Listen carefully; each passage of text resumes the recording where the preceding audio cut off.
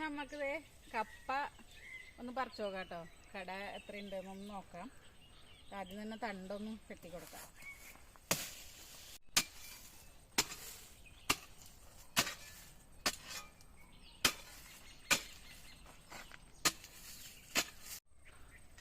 അത് നമ്മൾ ഒരു കട പറിച്ചെടുത്തിട്ടുണ്ട് കേട്ടോ. കണ്ടോ, അത്യാവശ്യം നല്ല കടയാണ്. നമ്മളിത് ഒട്ടും വളമില്ലാണ്ട് ഉണ്ടാക്കിയിട്ടില്ല കേട്ടോ. ഞങ്ങളിത് ആദ്യം ഇവിടെ കപ്പ കൃഷി ചെയ്തപ്പോൾ ഇതുപോലത്തെ ഒരു കിഴങ്ങൊക്കെ 5 കിലോ ഉള്ള കിഴങ്ങൊക്കെ ഞങ്ങൾക്ക് കിട്ടിയിരുന്നു. ഒറ്റൊരു കിഴങ്ങ്, ഒരു കടയല്ല. അപ്പോൾ നല്ല മണ്ണാണ് ഇവിടെ. എന്ത് കൃഷി ചെയ്താലും നല്ല അടിപൊളിയായിട്ട് ഉണ്ടാവും. വളം ഇടാണ്ട് എങ്ങനെയാണെങ്കിൽ കുറച്ച് വളം ഇട്ട് കൊടുത്തു കഴിഞ്ഞാൽ എങ്ങനെ ഉണ്ടാവും എന്നൊന്ന് നോക്കിയോ. നല്ല അടിപൊളി കിഴങ്ങായിട്ട് നമുക്ക് നല്ല ടേസ്റ്റുമാണ് കേട്ടോ. നല്ല മധുരമുള്ള കിഴങ്ങാണ്. പൊട്ടിപ്പോയിട്ടുണ്ട് കേട്ടോ.